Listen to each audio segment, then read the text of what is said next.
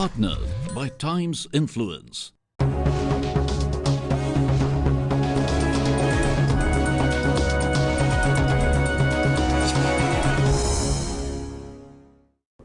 Hello and welcome to a very special episode of The Economic Times in conversation with Asian business leaders.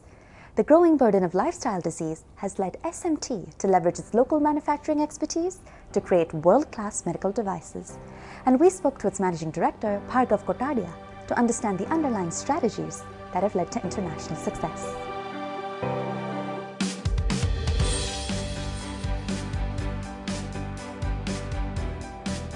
Sajanand Group of Companies, parent to medical device manufacturer SMT, is tackling cardiovascular disease one heart at a time.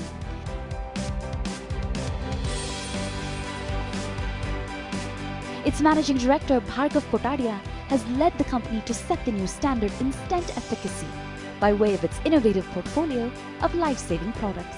We caught up with Bhargav Kotadia ourselves to dissect his approach to managing a company that is pledged to save millions. Technology and biology, two subject matters that conventionally don't go hand in hand, and yet you've made a career of intersecting them. What are some of the underlying synergies here? So traditionally, we were essentially a high-tech capital company. So essentially, we made laser and vision systems for the diamond manufacturing industry. And right at that time, when we succeeded in that business pretty early on in the 90s, the Indian economy had started booming, but the healthcare industry, particularly the supply of quality health products, was still lacking. And the cardiovascular space was certainly one of those. The technology required to manufacture a stent was more or less the same as what we had been producing for the diamond industry. This is the angle that we had come in through. But if I were to ask of the higher level synergies, it was kind of at the group level, at the Sajanand level, we have a very simple philosophy. And that is that any innovation, any technology, no matter how great it is, if it cannot become accessible for the masses, it has no value. Well, speaking of making technology available to the masses, today Sajanand Group of Companies, and SMT in particular, exports its entire portfolio of life-saving medical devices to over 60 countries. How does a company so rapidly build an international client base in this heavily regulated healthcare space? So you must have heard the saying that overnight success happens after many years. So it's taken us almost 20 years to get here. And while the rapid expansion is happening now in the last 7 to 8 years, the early years, I think, were fundamental in us being able to achieve this. Quite a lot of time when a new enterprise forms, it may be typical for the enterprise and the management to focus quite a bit on the commercial activities, right? Try to get your sales up and running, try to get to profitability, and you become a sustainable organization. But luckily, SMT being part of the Sajanand Group, profitability was not a very immediate concern. And this is where the first 12 plus years had gone into just perfecting out the product and making sure that we have a manufacturing or supply chain rather that could stand both the highest of quality standards and be able to scale up rapidly. By 2001, we had commercially put out our first bare metal stent, the first in India, one of the first in Asia. And by 2004, we had also come out with a biodegradable polymer, DES, that was the first in the world as well. By 2006, we had the first CE mark onto it. So again, we got the firsts, quite a bit firsts in the industry fairly early on. Well, as a developer and a manufacturer of these minimally invasive coronary stents, SMT has been branded as a champion of the Make in India movement. But that said, this of course also calls for world-class R&D. Where does that fit in amongst your list of competing priorities? This day and age, with the Googles of the world and the AIs of the world, where R&D and technology are going to progress ever faster, as a company, as an organization, it becomes even more important for us to invest into it constantly. So I think in terms of priorities at a company level, it will be the number one spot all the time. As the company grows, it has to diversify. But we're a bit unique. I call it focused diversification, right? It's good to be diversified, but then it's also defocusing. So one of the things we're doing at SMT is making sure that we stay focused in the vascular space. I think it's fairly remarkable what the industry and even what SMT has done over the last 20, 30, 40 years. but still, it's just the beginning. I think we're still at a very primitive level in terms of what are the potentials of the technologies we have. So what's in the pipeline in terms of the next generation of cardiovascular products? As an industry and as SMT, right now, there are a couple of things we're working on. The stent itself, the drug-eluting stent, it has evolved very tremendously over the last 20 years. But in the early days, the stents used to be implanted only in very simple lesions, very simple cases, whereas right now, increasingly they're being implanted and taken into more complex procedure, multi-lesion kind of environments. And this is simply because, one, the cardiologists, the practitioners have improved their skill set quite a bit over the last 2 decades.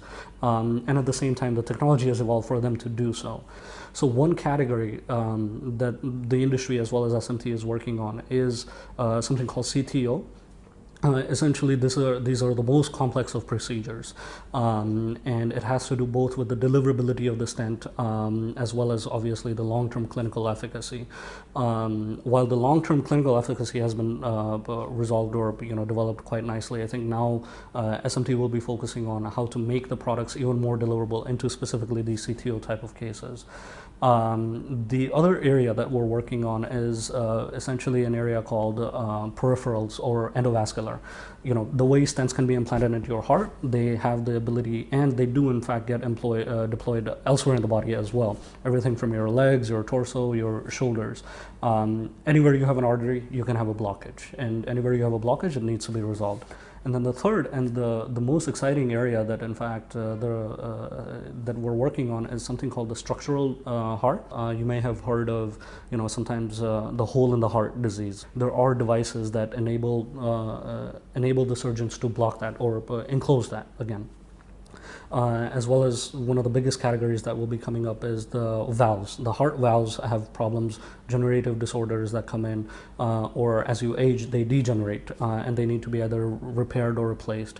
And there's technologies that enable that to happen non-surgically without an invasive surgery. So these are all the kind of areas and products that you'll be seeing from SMT coming out over the next 3 to 5 plus years that enable us to become more than just a stents company and a more holistic vascular company.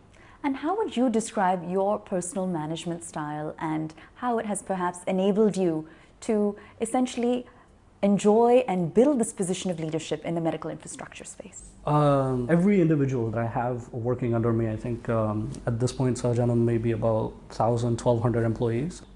They're here for a cause. Specifically in SMT, they're here to make critical life-saving product more accessible. We make sure that they understand, again, the criticality of the work that they're doing. The work that they do here will directly impact someone's life. So at any point, they cannot afford to take it lightly. There's no margin of error in this business. There's simply no off day that we can have. We have to be on the task every single day. And I think the team that I have, the people that I have really, really understand this well. The company's motto is pledged to save millions, and more than anything, they have to be able to understand that. Well, the company's commercial interests aside, there are several expectations of India as a country becoming a medical device hub globally. What role will SMT play in that whole equation going forward? I believe to a certain extent we've taken this responsibility on, to be honest, from day one. If we want to become the global hub, right, we need to be able to adhere, or not just adhere, but even proactively improve the global standards. And we're learning very rapidly. The Indian government, the industry, the medical device industry is now getting to a level of best in the world. And as a company, as an organization, in this larger context, what we hope to do is lead by example. Well, sir, in spite of all the commercial success that the company has enjoyed, there's of course a very strong human element to all of this. So to help put it all into context, I'd love for you to share a mantra you live your life by. There is a saying, I am nothing, but I can do anything. I love that short and simple but sweet message, especially for someone in India at the moment where there's so much simply to do. But more important than that, I love the beginning of that, which is I am nothing, right? And this is something that you also have to remember, especially as you succeed. As a company, as an organization, as a team, what we're trying to do is simply pick the problems. We want to fix problems, and not just any problem, but the toughest of them. And as we do, we want to stay humble and stay grounded. It's time for a short break. But up next, the Economic Times in conversation with Asian business leaders continues. Stay with us.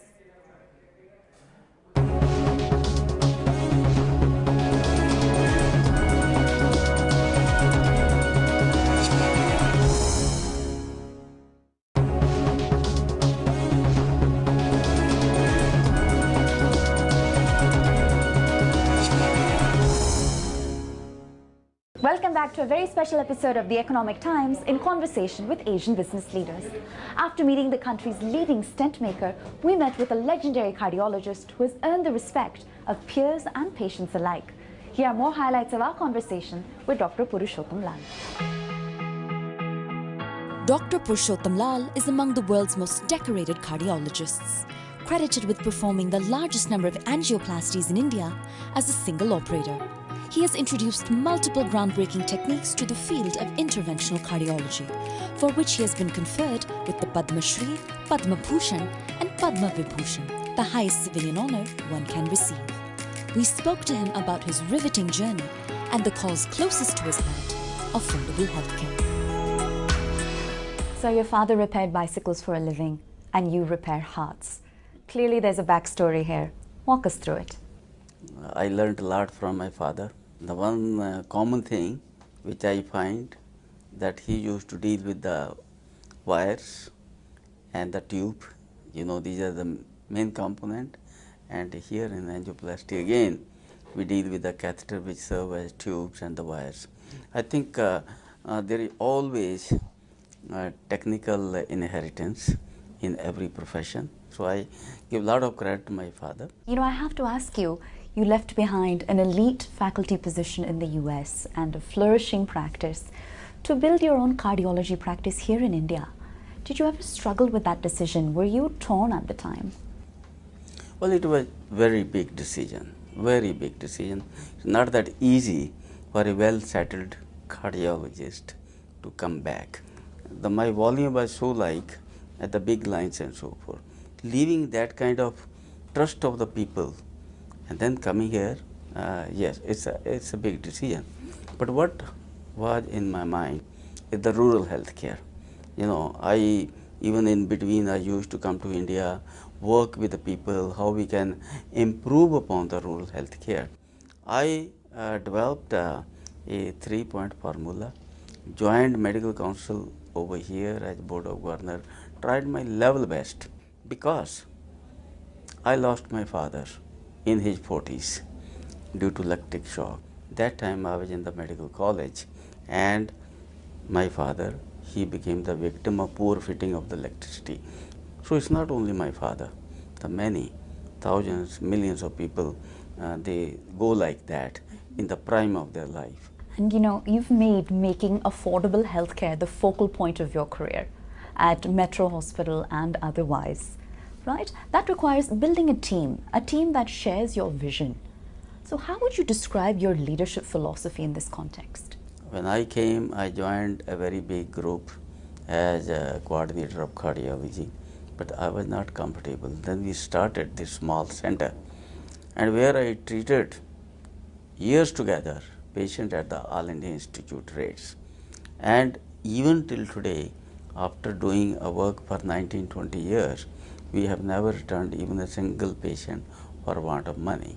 You know, like if any patient dies in our hospital, no, it's my principle, don't ask the money.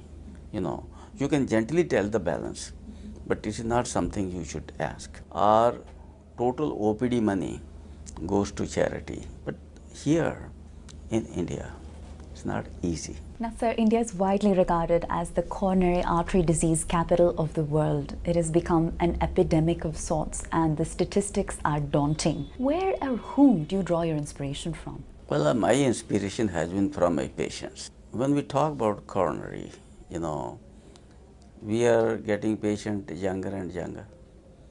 Like we treated with left main, a lot of doctor thought it's a muscular pain. He had disease in the left main. Now, what was the cause of disease? Smoking. He used to smoke leftover BDs of his father. And then we also had left main problem treated in a patient who is 104-year-old. He wanted to live longer.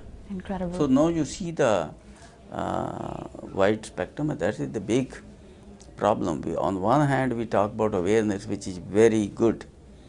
Other hand, we are having more and more elderly patient, and those elderly patient, the bypass doesn't work because arteries are calcified. The either is suboptimal or the patients are not fit. Balloon angioplasty not possible because balloon cannot break the block. Now we are in our center are doing a lot of rotablators, what we call diamond drilling. Probably one of the largest number in the world, I would say, in this small center. And there is a big chunk of people who just don't want bypass at any cost, no matter how much you convince them, who otherwise are ideally bypass cases, still they don't agree. They see all those things, they inspire you, to do more and more in this direction. And I think for a doctor, professional satisfaction is the source of energy. Sure. And you can save a lot of lives, and that is a source of energy. Well, I'd like to talk a bit about how technology has intertwined with treatment in the context of cardiology in particular. What are some of the most major milestones at Metro Hospital or otherwise that you consider most significant? I introduced a lot of procedures for the first time in the country. Few of them we introduced first time in the world, like aortic valve replacement without surgery with core valve. And now it's lakhs and lakhs of valves are put across the country. Likewise, heart hole closure. Now I remember when we closed the first heart hole, that was in 91. I used to come from America to Chennai.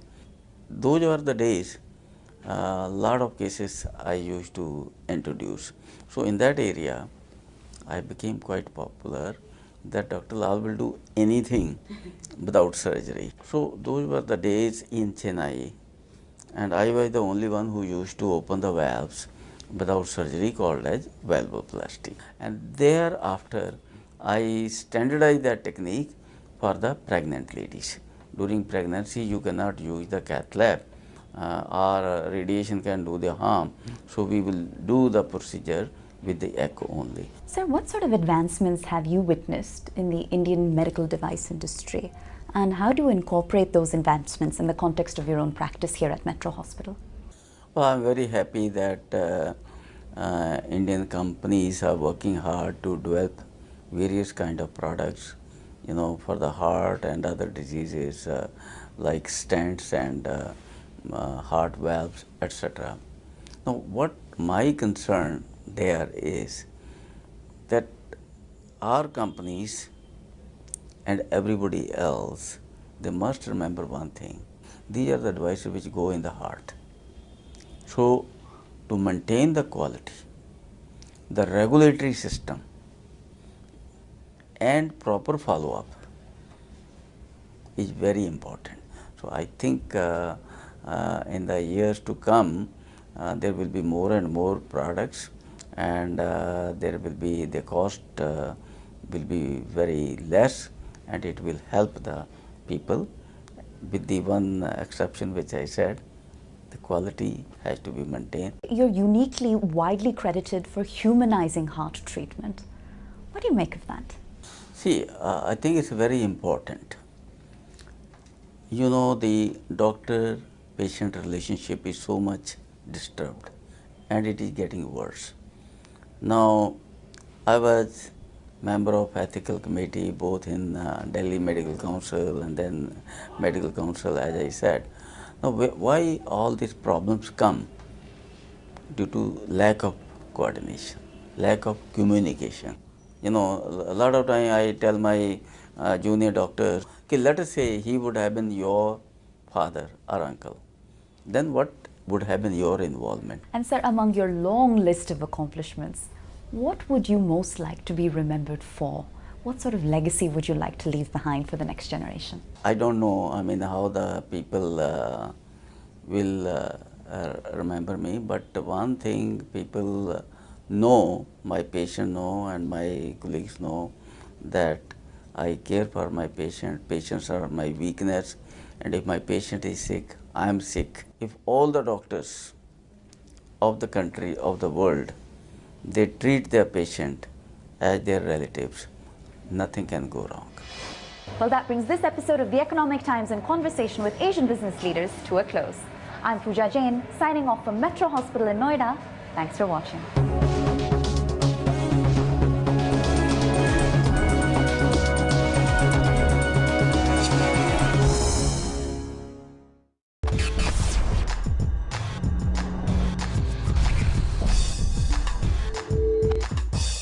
Partnered by Times Influence.